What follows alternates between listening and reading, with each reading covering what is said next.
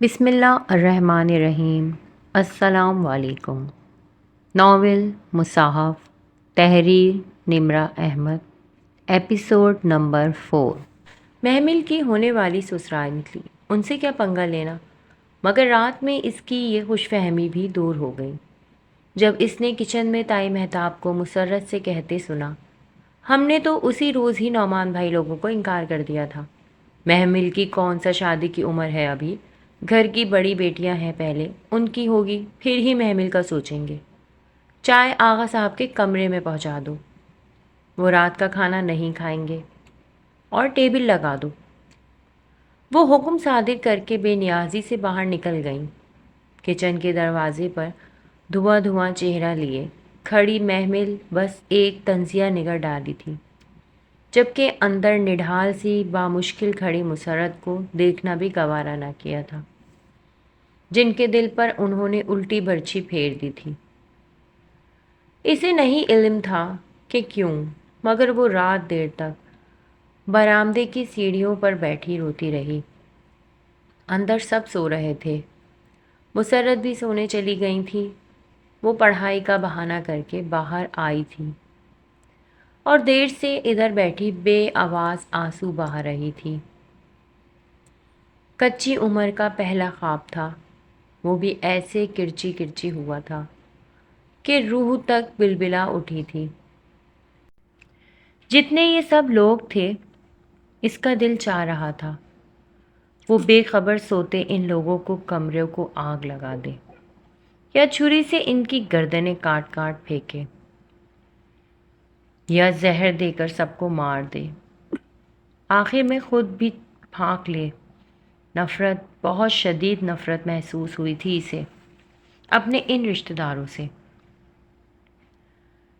اس کا دل چاہتا تھا وہ ان گھٹیا اور کمینے لوگوں سے دور چلی جائے، جہاں اسے ان کی شکل نہ دیکھنی پڑے، اور واقعی اب دور چلی بھی جائے گی، اس نے سوچ لیا تھا۔ بس ایک دفعہ اسے وہ اسکالرشپ مل جائے جس کے لیے اس نے برٹش ہائی کمیشن کے اعلان کے بعد اپلائی کیا تھا، کہ بھلے گھر کے جو حالات ہوں گے۔ اس نے 5 سے FSC تک ہر بورڈ ایگزام میں پورے بورڈ میں ٹاپ کیا تھا۔ FSC پری انجینئرنگ میں ٹاپ کرنے کے باوجود اس کا انجینئرنگ کی طرف رجحان نہیں تھا یا رہا نہیں تھا، سو BSc میتھس میں ایڈمیشن لے لیا تھا، اور اسے امید تھی کہ اب بھی وہی ٹاپ کرے گی، اور اگر اسکالرشپ اسے مل جائے تو بہت آسانی سے اس زندان سے چھٹکارا مل جائے گا۔ وہ آنسو ہتھیلی کی پشت سے رگڑتی سوچ میں غلطہ تھی کہ کوئی اس کے سامنے آ کھڑا ہوا۔ وہ جوتے دیکھ کر چونکی اور بھیگا ہوا چہرہ اٹھایا۔ وسیم اس کے بالکل سامنے کھڑا تھا۔ وسیم بھائی، وہ کرنٹ کھا کر اٹھی اور 2 قدم پیچھے ہٹی۔ تائی مہتاب کا 3 نمبر کا بیٹا تھا، فہد کا چھوٹا اور ناکارہ آوارہ بھائی۔ اس وقت بھی وہ اپنی سرخ آنکھوں سے اسے گھور رہا تھا، جانے کب اچانک آ کر ادھر کھڑا ہوا تھا۔ کھلا گریباں، تنگ جینز، گردن سے لپٹی چین، بکھرے بال اور سرخ آنکھیں۔ وہ نشہ کرتا تھا، گھر میں سب کو علم تھا، یہاں تک کہ فضہ چچی اپنی بیٹیوں کو اس سے قریب بھی نہ جانے دیتی تھی۔ خود حسن بھی احتیاط کرتا تھا، آرزو البتہ لاپرواہ اور نڈر تھی۔ ویسے بھی وسیم گھر میں بہت کم ہی نظر آتا تھا۔ محمل ہر ممکن احتیاط کرتی تھی کہ اکیلے میں بھی اس سے سامنا نہ ہو، مگر آج جانے کیسے۔ کیا کر رہی ہو؟ وہ ایک قدم اوپر اسٹیپ پہ چڑھا تو وہ بے اختیار پیچھے مزید ہٹی۔ کچھ نہیں، وہ آغا جان آواز دے رہے ہیں۔ وہ ایک دم پلٹ کر اندر بھاگ گئی۔ او ہو، وسیم نے تمسخرانہ سر جھٹکا۔ چند لمحے ادھر کھڑا سوچتا رہا، پھر باہر گیٹ کی طرف چل دیا۔ وہ صبح بہت بوجھل سی تھی۔ وہ بس اسٹاپ پر بینچ پر اکیلی بیٹھی اداس آنکھوں سے دور افق پہ جانے کیا تلاش کر رہی تھی، جہاں نیلی صبح کے پرندے اڑ رہے تھے۔ رات بھر رونے کے باعث اس کے سر میں درد کی ٹیسیں اٹھ رہی تھیں، اور اوپر سے وہ سیاہ فام لڑکی بھی نہیں آئی تھی۔ جانے آج وہ کدھر رہ گئی تھی؟ ابھی تک کیوں نہ آئی تھی؟ صرف اس لیے محمل آج 15 منٹ پہلے ہی آ گئی تھی تاکہ 10 کے بجائے 25 منٹ اس کے ساتھ مل جائیں۔ مگر یہ تو اسے معلوم ہی نہ تھا کہ وہ کب آتی تھی۔ اسے تو یہ بھی معلوم نہ تھا کہ وہ بس کا انتظار کیوں کر رہی تھی۔ حالانکہ کوئی بات ایسی بھی نہ تھی جسے وہ اس کے ساتھ شیئر کر سکتی، کسی مسئلے کا حل دریافت کر سکتی یا اس کے ساتھ بیٹھ کے رو سکتی۔ نہیں، اس کے پاس بتانے کو کچھ بھی تو نہیں تھا، پھر بھی اسے اس کا انتظار تھا۔ وہ بار بار کلائی پہ باندھی ریسٹ واچ دیکھتی لمحے بھر سرکتے جا رہے تھے۔ 25 منٹ ختم ہونے کو تھے، مگر اس سیاہ فام لڑکی کا دور دور تک کوئی اندیشہ نہ تھا۔ بس کا ہارن بجا تو وہ شکستہ قدموں سے اٹھ کر چل دی۔ سنگی بینچ خالی رہ گیا۔ صبح کے پرندے اپنے سفر کو نکل گئے اور نیلا بھرا افق سمن سنہری کرنوں سے بھیگنے لگا۔ وہ بہت اداس سی بس میں سوار ہوئی تھی۔ سارا راستہ خاموش سی گردن موڑے کھڑکی سے باہر دیکھتی رہی۔ بس کے رکنے سے قبل اس نے بیگ میں سے پاکٹ مرر نکال کر دیکھا اور پھر کچھ سوچ کر سوجی آنکھوں کو چھپانے کو گہرا کاجل ڈال لیا۔ محمل، تم اتنا کاجل مت ڈالا کرو، مائنڈ مت کرنا، مگر تمہاری آئیز بالکل گولڈن کلر کی ہیں اور کاجل میں تم بالکل بلی کی طرح لگتی ہو۔ You know cat woman, Nadia دیکھ کر ہنس کر بولی تھی۔ اور مجھے بلیاں بالکل پسند نہیں۔ کھاؤ گی؟ اس نے ہاتھ میں پکڑا چپس کا پیکٹ بڑھایا۔ محمل نے خاموش نگاہ اس پہ ڈالی اور نو تھینکس کہہ کر سر جھکائے اپنی کتاب پر کچھ لکھنے لگی۔ مائی پلیجر، نادیہ نے شانے اچکا کر پیکٹ واپس لے لیا۔ وہ خاموشی سے سر جھکائے کچھ لکھتی رہی۔ وہ لائبریری میں نادیہ کو کل تائی امی کے جواب والی بات بتانے آئی تھی، مگر اس کا طنز سن کر دل ایک دم ٹوٹ سا گیا تھا۔ بس چٹکی بجاتے اس نے محمل کی خوبصورت بادامی سنہری آنکھوں کو بلی سے مشابہ قرار دے دیا تھا۔ شاید اس کے لیے یہ عام سی صورت کی نادیہ جب محمل کے ساتھ چل رہی ہوتی تو بہت سے سر مڑ کر ہمیشہ ستائشی نگاہوں سے محمل کو ہی دیکھتے تھے۔ دراز قد، اسمارٹ لمبی گردن اور اونچی براؤن پونی ٹیل والی لڑکی جس کی سنہری آنکھیں دھوپ میں اور بھی زیادہ چمکتی تھیں، پورے کالج میں پاپولر تھی۔ ایسے میں جب وہ کاجل ڈال کر مزید خوبصورت دکھتی تو نادیہ سے کبھی کبھار برداشت نہ ہوتا اور وہ کچھ ایسا ضرور کہہ دیتی جو محمل کا دل توڑ دیتا تھا۔ ابھی بھی وہ نادیہ اپنی بیسٹ فرینڈ کے پاس رونے آئی تھی، مگر نادیہ کے پاس اس کے دکھ سننے کی فرصت نہ تھی۔ وہ مسلسل اپنے نوٹس میں مگن تھی اور جب ذرا دیر فارغ ہوئی تو اس کا دل کچھ ایسے توڑا کہ وہ پھر بھی کچھ کہہ نہیں سکی۔ ہاں، تم کچھ بتا رہی تھی۔ وہ چپس کا پیکٹ کتاب کی اوٹ میں کیے مسلسل چپس نکال کر کتر رہی تھی۔ تائی امی کی کوئی بات تھی؟ شاید نہیں، کوئی بات نہیں تھی۔ اچھا، مجھے لگا نہیں، غلط لگا۔ میں چلتی ہوں۔ وہ مصروف سی کتابیں اٹھائے باہر نکل آئی۔ اگلے 2 روز یوں ہی گزرے۔ پریشانی، مایوسی، نا امیدی اور دکھ، وہ ہر طرح کے منفی خیالات میں گھرے ہوئی تھی۔ یوں لگتا تھا جیسے دنیا سے رنگ ہی ختم ہو گئے ہوں۔ سب کچھ پھیکا پھیکا سا دل اور دماغ کا باغ ویران اجڑا ہوا۔ اور پھر اچانک تیسرے دن وہ سیاہ فام لڑکی آ گئی۔ اس نے دور سے اسے بینچ پہ بیٹھے دیکھا تو یکدم غصے کی ایک لہر اس کے اندر اٹھی۔ وہ تیز تیز چلتی اس کے قریب آئی۔ تم 2 دن سے کہاں تھی؟ سیاہ فام لڑکی نے سر اٹھایا۔ وہ بہت غصے سے اسے دیکھ رہی تھی۔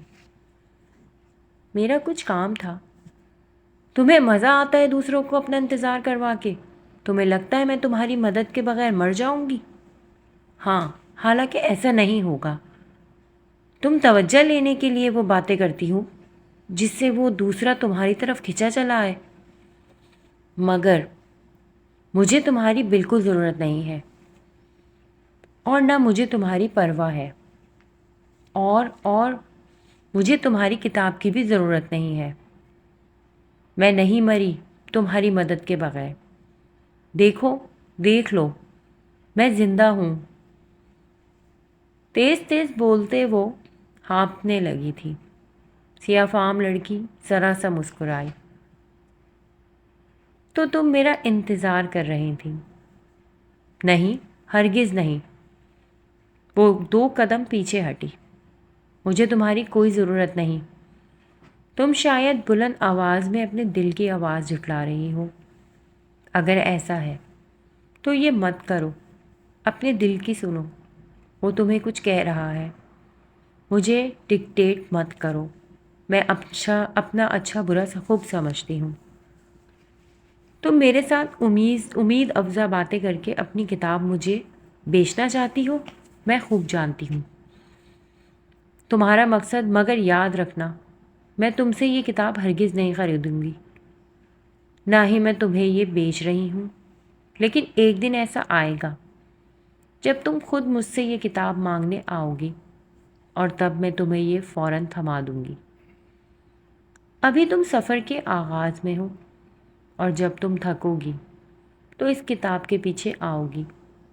مجھے تمہاری کسی بات کا برا نہیں لگا، مجھے بس تمہارے تھکنے کا انتظار ہے۔ جاؤ، تمہاری بس آ گئی ہے۔ اس وقت تو وہ غصے سے پلٹ گئی، مگر پھر سارا دن یہی سوچتی رہی کہ اس کو اس سیاہ فام لڑکی کو دیکھ کر کیا ہو گیا تھا، کیوں اس نے اس پہ اتنا غصہ کیا، وہ کیا لگتی تھی اس نے کیا بگاڑا تھا، اور اسے غصہ کس بات کا تھا۔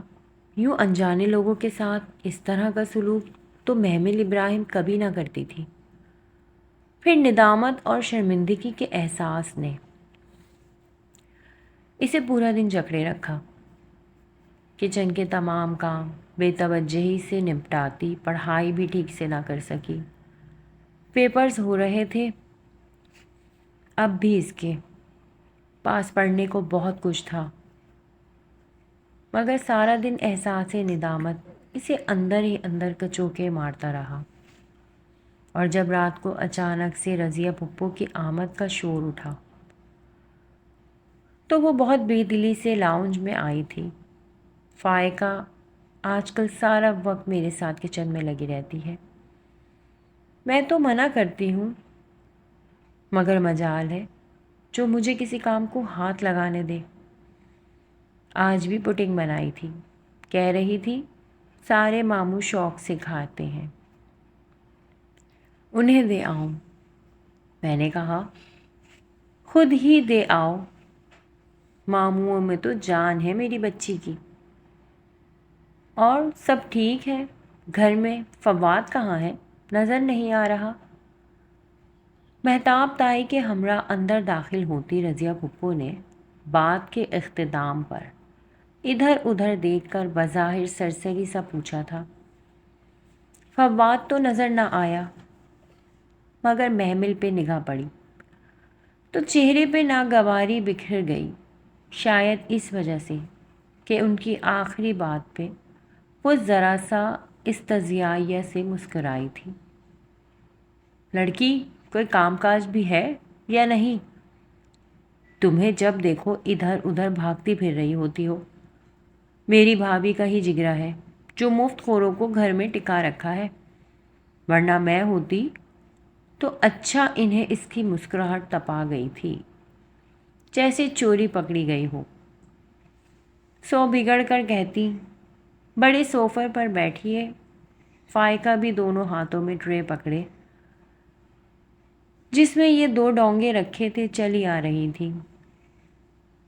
فیشن کے مطابق شارٹ شرٹ کے نیچے ٹراؤزر اور لمبے بال کھلے تھے جن میں چوٹی کے بل اب نظر آ رہے تھے۔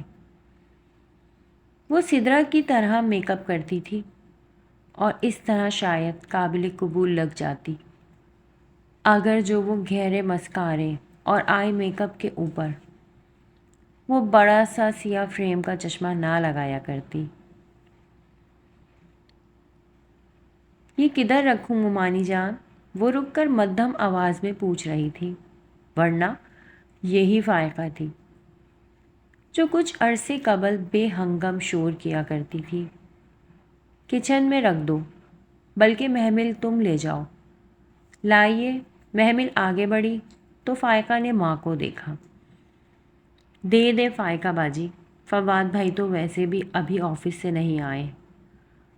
پھپھو پوچھ رہی تھیں ان کا، وہ بے نیازی سے کہہ کر ٹرے لیے کچن میں رکھ آئی۔ فواد ابھی تک نہیں آیا؟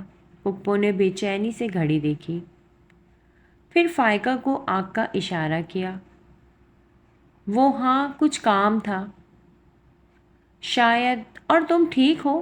تائی ریموٹ اٹھا کر چینل بدل رہی تھی۔ انداز میں عجیب شان بے نیازی تھی۔ جن کے فواد جیسے بیٹے ہوں ان پہ بیٹیوں کی مائیں یوں ہی مکھیوں کی طرح بھن بھناتی ہیں۔ وہ رضیہ پھپھو کے اطوار خوب سمجھتی تھی۔ پوڈنگ فائقہ باجی نے بنائی ہے پھپھو؟ وہ واپس آ کر ان کے سامنے ٹانگ پہ ٹانگ رکھ کر بیٹھ گئی۔ وہی جینز کرتا، گردن میں مفلر کی طرح لپٹا دوپٹہ، یہ اس کا مخصوص حلیہ تھا۔ ہاں تو اور نہیں تو کیا؟ اچھا، اب تو اس روز اپنی باسی سلیمہ سے پوڈنگ بنوا رہی تھی کہ نہ آپ کو نہ فائقہ باجی کو پوڈنگ بنانی آتی ہے؟ فائقہ باجی، اس نے چہرہ فائقہ کی طرف موڑا، ابھی ریسنٹلی سیکھی ہے آپ نے؟ ہاں، میرے ساتھ آج کل سب کچھ سیکھ رہی ہے، بیٹھ کر مفت کی روٹیاں تو نہیں توڑتی۔ پھپھو چمک کر بولی۔ تائی مہتاب ریموٹ پکڑے چینل بدل رہی تھی۔ چہرے پر بیزاری البتہ چھائی تھی۔ زیادہ زبان نہیں چلنے لگی تمہاری محمل؟ یہ تو میری بھابھی کا حوصلہ ہے کہ تمہیں برداشت کرتی ہیں۔ ان کی جگہ میں ہوتی تو 2 دن میں گھر سے نکال دیتی۔ ان کی جگہ آپ کیسے ہو سکتی ہیں پھپھو؟ دوسروں کے پیسے پر عیش کرنا ایک آرٹ ہے اور یہ ہر کسی کو تو نہیں آتا۔ شٹ اپ محمل، تائی نے غصے سے ریموٹ رکھا۔ زیادہ بک بک کی تو ٹانگیں توڑ کر رکھ دوں گی۔ ارے ہم نہ رکھتے تو تم کدھر جاتی؟ ہاں، انگلینڈ۔ وہ آرام سے ٹانگ پہ ٹانگ رکھے پاؤں جھلا رہی تھی۔ کیا مطلب؟ وہ سب چونکے۔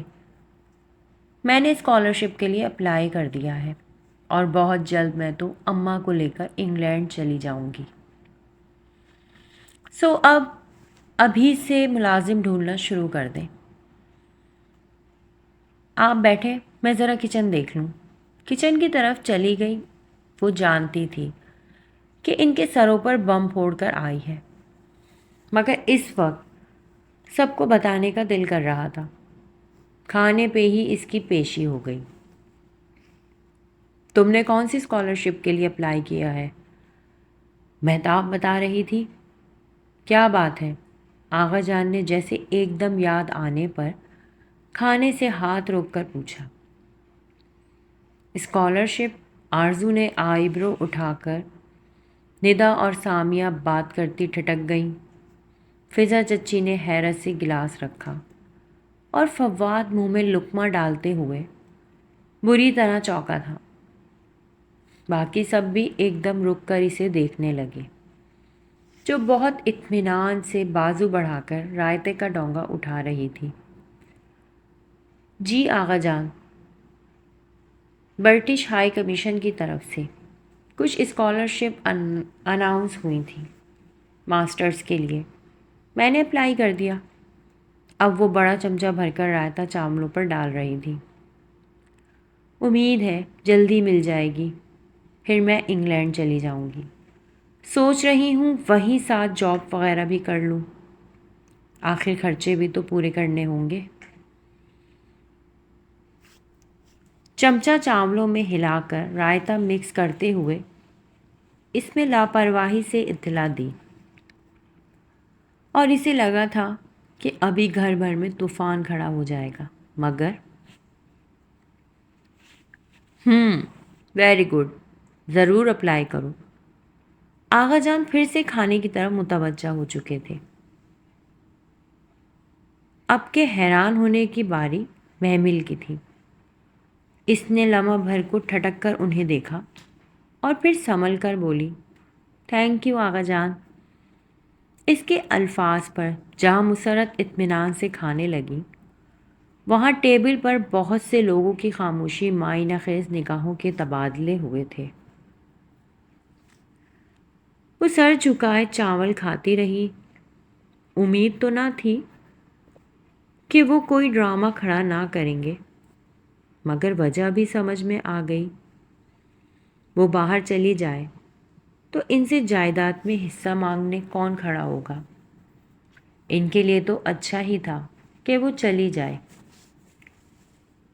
ایسے تو نہیں چھوڑوں گی تم لوگوں کو، میں چلی بھی گئی تو ایک دن ضرور واپس آؤں گی اور اپنا حصہ طلب کروں گی، اور تم سب کو ہر اس عدالت میں گھسیٹوں گی جہاں جانے سے تم خوف کھاتے ہو۔ اس نے دل میں تہیہ کیا، اور پھر جب پانی کا جگ اٹھانے کو سر اٹھایا تو یکدم چونکی۔ بے توجہی سے کھانا کھاتے فواد اسے ہی دیکھ رہا تھا۔ اسے سر اٹھاتا دیکھ کر اپنی پلیٹ پر جھک گیا، اور بعد میں پپو نے کتنا ہی میری فائقہ نے آج پڈنگ بنائی ہے کہہ کہہ کر اسے روکنا چاہا۔ وہ کرسی دھکیل کر اٹھ کھڑا ہوا۔ مجھے کام ہے، چلتا ہوں۔ ہاں بیٹا، تم کام کرو۔ مہتاب نے بھی اس کی تائید کی۔ ادھر پھپھو ہائے ہائے کرتی رہ گئیں اور وہ لمبے لمبے قدم اٹھاتے باہر نکل گیا۔ محمل کا دل یکدم اداس سا ہو گیا، پتہ نہیں کیوں۔ دور بینچ پر بیٹھی سیاہ فام لڑکی کو دیکھ کر اس کے قدموں میں تیزی آ گئی۔ وہ سبک رفتاری سے چلتی اس کے قریب آئی۔ سیاہ فام لڑکی نے سر اٹھایا اور پھر ذرا سا مسکرائی۔ Good morning to you. وہ اسی طرح کتاب کے کنارے پر مضبوطی سے ہاتھ جمائے بیٹھی تھی۔ میں دراصل محمل اس کے ساتھ بیٹھی، مجھے کل کے رویے پہ بہت شرمندگی ہے۔ میں بھی کبھی اتنی روا نہیں ہوئی، اور جانے وہ مجھے برا نہیں لگا۔ نہیں، I am sorry, really sorry. میں کچھ پریشان تھی۔ میں نے تمہیں تمہاری ہر پریشانی کا حل بتایا تھا، تم خود ہی اس طرف نہیں آتی۔ نہیں، وہ اس نے بے ساختہ نگاہیں چرائیں۔ مجھے اس کتاب سے کوئی دلچسپی نہیں ہے، مگر اس کتاب کو تم سے ہے۔ اس نے مجھ سے کہا ہے کہ میں اسے تمہارے حوالے کر دوں۔ وہ بری طرح چونکی تھی۔ پہلی گفتگو میں بھی اس نے اسے کوئی ایسی ہی بات بتائی تھی۔ یہ کتاب مجھے جانتی ہے؟ 100% جانتی ہے۔ تو ہماری زندگی کی ساری کہانی اس میں لکھی ہے، گزرے وقت، واقعات اور آنے والے حالات۔ واقعی؟ وہ حیران اسے دیکھ رہی تھی، عجیب سی بے یقینی تھی۔ ہاں، اس میں سب لکھا ہے۔ تم نے میری زندگی کی کہانی پڑھی ہے؟ نہیں، میں وہ نہیں پڑھ سکتی۔ کیا تم نے یہ کتاب پوری نہیں پڑھی؟ میں نے پوری پڑھ رکھی ہے، مگر مجھ پہ صرف میری کہانی، زندگی کی کہانی کھلی ہے۔ تمہاری زندگی کی کہانی صرف تم پہ ہی کھلے گی۔ تم کیا کہہ رہی ہو؟ میری کچھ سمجھ میں نہیں آ رہا۔ اب کہ وہ واقعی پریشان ہو گئی تھی۔ آ جائے گی، ہر بات سمجھ میں آ جائے گی، بس تھوڑا وقت لگے گا۔ وہ اسے دیکھ کر رہ گئی۔ وہ لڑکی کون تھی؟ کہاں سے آئی تھی؟ اس کے لیے صدیوں قبل لکھوا کر چھوڑی تھی؟ کچھ سمجھ نہ آتا تھا۔ بس کا ہارن بجا تو وہ چونکی اور پھر بغیر کچھ کہے تیزی سے اٹھ کھڑی ہوئی۔ سیاہ فام لڑکی مسکراتے ہوئے اسے بس میں سوار ہوتے دیکھ رہی تھی۔